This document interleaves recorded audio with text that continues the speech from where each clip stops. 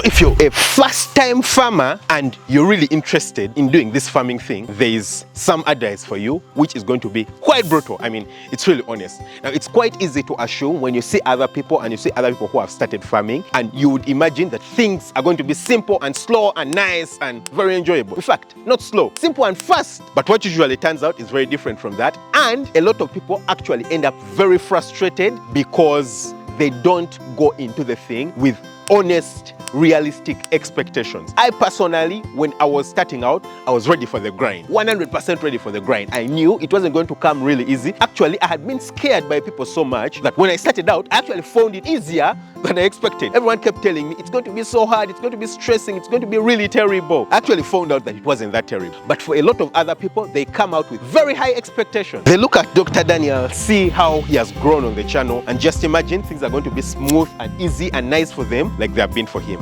Well, in today's video, I want to share with you, because with all the history that I've had, I've started multiple farms from really slow ends, from small ends. Started with just 800 chickens. Currently, on the very exact farm I started with 800 chickens, I have 7,500 chickens. So really huge growth, almost 10 times the growth. Actually, I started with 750 chickens. The 50 were a bonus. So it's literally a 10 times growth that I've gotten to right now. So I want to share with you some honest advice that I think will be helpful to you if you're a young farmer starting out there, that is going to ensure that you succeed, thrive, and not just remain stagnant, not suffer. So stick around right through to the very end. So the first thing that you need to know is get ready to learn the hard way. Now, of course, you can learn so much through, for example, the YouTube channel. What I personally did when I was starting out was watch as much YouTube videos as I could. At that time, a lot of the YouTube videos were crappy. They were really crappy. They were not giving detailed information. It was crappy, but well, it gave me some information that I could start with. Secondly, I read quite a number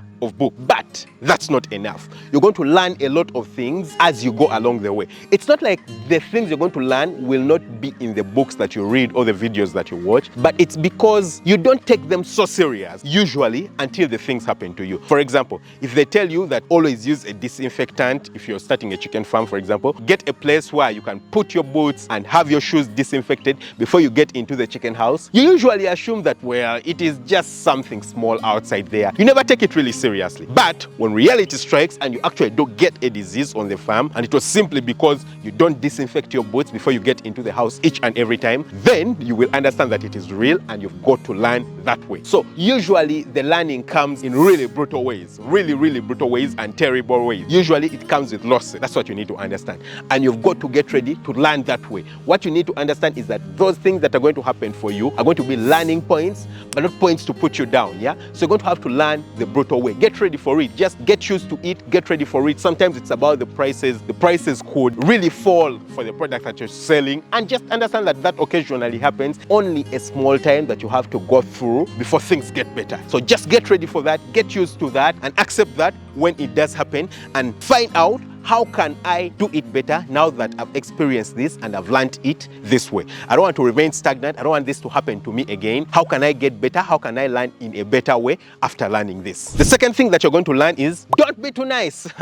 Yeah, I know that's really crazy, but don't be too nice. So 3 people that you can't be too nice to. First thing is yourself. You can't be too nice to yourself. Now, like I've told you, tough times are going to come. Bad things are going to happen to you. And you've got to understand that those things are there to train you. If you are nice to yourself and you start pampering yourself, then things are going to get quite complicated for you, yeah? You're going to really suffer. You're not going to develop the mental toughness required for you to lead the team when things are going bad. You're not going to get the mental toughness required for you to keep investing, because when things get tough, for example, your chickens die, you're going to have to keep investing. I mean, you lose thousands of dollars, but you're going to have to get those thousands of dollars again from somewhere else and put them back into the business to try and go forward. So you can't feel sorry for yourself. Not feeling sorry for yourself, you have to be tough on yourself, not being nice on yourself at all. The second group of people you're going to have to not be nice to are the staff, the people who are going to be working with you and the people who are going to be working for you. For you to reach the level where you are not nice to the staff, you need to make sure that you know more than them. If they know more than you, you're in trouble, real trouble. Now, there's nothing wrong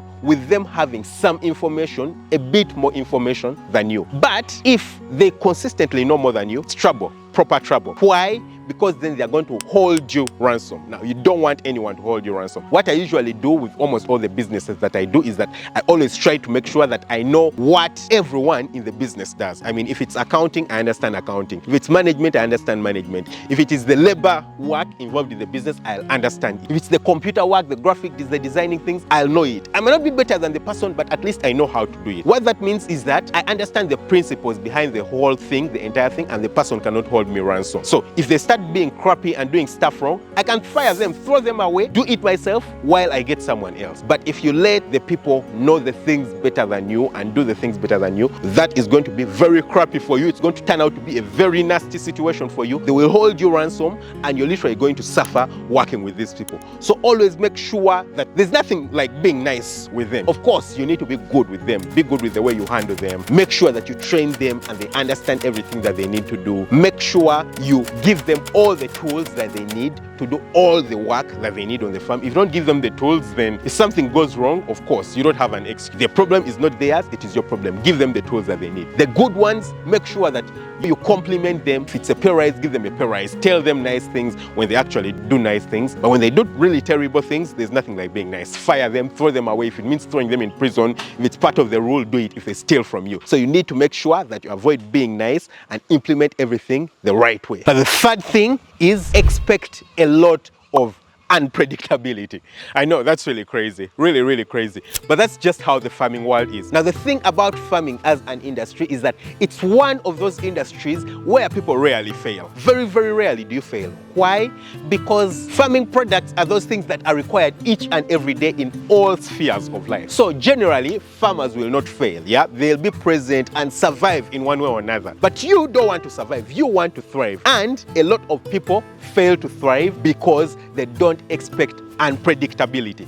And if you don't expect unpredictability, what usually happens is that when tough times come, which are usually caused about by the unpredictability, people give up. I mean, they'll be like, whoa, this is not what I signed up to, this is not what I expected, this is not what I want. I'm going to let go and just lose and leave the thing completely. So you need to expect that sometimes things are going to be unpredictable, sometimes things are going to be a bit complicated. So then if you expect the unpredictability that comes with being a farmer, what will happen is you will be more comfortable with going through the tough times and knowing that usually for the biggest time you're actually going to be very profitable and make a lot of money. But also you put something aside, you know, you prepare either your mind or your resources, something aside to take you through the times when, you know, things just go a little bit haywire, when things become uncomplicated, when the prices drop, or when the prices of feed really go high, when the prices of the products really drop. You just prepare yourself and then you go through those times. So farming is unpredictable in all honesty, but you need to do as much as you can to keep it in your control, and then that way it will bring you all the profits. The fourth thing is implement everything that you learn. You've got to implement everything you learn. You see, if you don't implement everything you learn at each and every point, you're just prolonging your learning process. Now, prolonging your learning process simply means suffering for a longer time, yeah? Everything that comes your way is meant to be a learning point. It's meant to be something to teach you to become a better farmer. If, for example, a worker is rude to you and is not listening to you, you have to deal with that situation a particular way. And once you deal with it, make sure that you deal with everyone else then that way.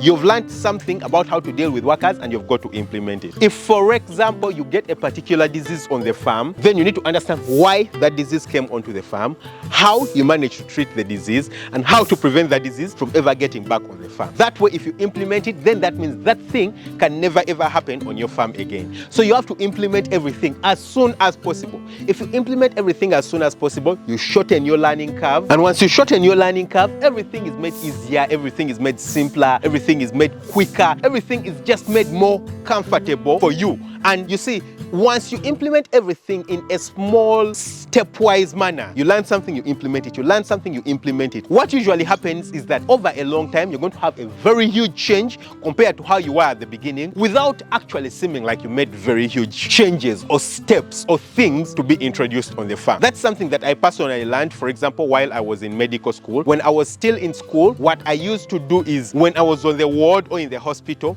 every time the professor would ask you something and you don't know the answer to, I'll just go back, read it up immediately to make sure that that one enters my head. Usually the things that you learn because of problems stick in your head. The things that you learn simply by reading usually never stick in your head, but if it comes as a result of trying to solve a problem, it sticks in your head and it works out better. That's something that I learned. So if something wrong happens on your farm, learn the solution, implement it. That is going to stick better in your head and for a longer time, and you're going to have better results for it. And finally, the final lesson is it's a journey for years and not weeks. When you're starting out a farm, you would imagine that you expect to grow really quickly, have a lot of stuff in a really short time. And yeah, well, for me, it has taken me 5 years to get to the point that I am. And I'll tell you, I've grown too quickly compared to a lot of other farmers. Of course, if you're starting out with too much money and you have the money to buy everything and start at a go, then, well, you'll start with a lot of stuff right at the beginning. But if you want to start slow and steady and grow like an actual farm actually usually does, it's going to be a slow journey. I mean, slow but steady. So don't expect to grow too fast. Put your expectations a bit low, but get ready to put in the work to make sure that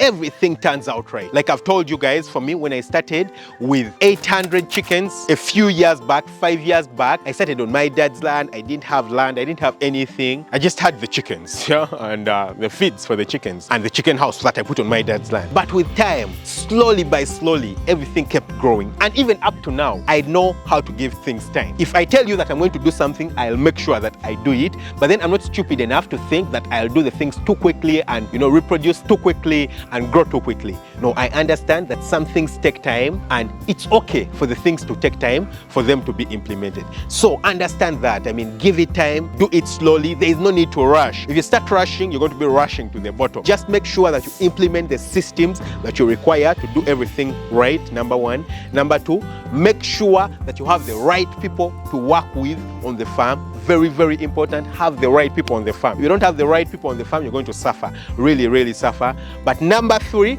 make sure that you do things the right way. Avoid taking shortcuts. If you take shortcuts, most likely you're going to be getting into a race to the bottom. So take the right steps, do the right things, and then you'll find yourself at the top within no time. Don't forget to hit the subscribe button, smash the notification bell, that way you never miss out on an upload. Catch you very soon with another video. Lots of love. Bye-bye.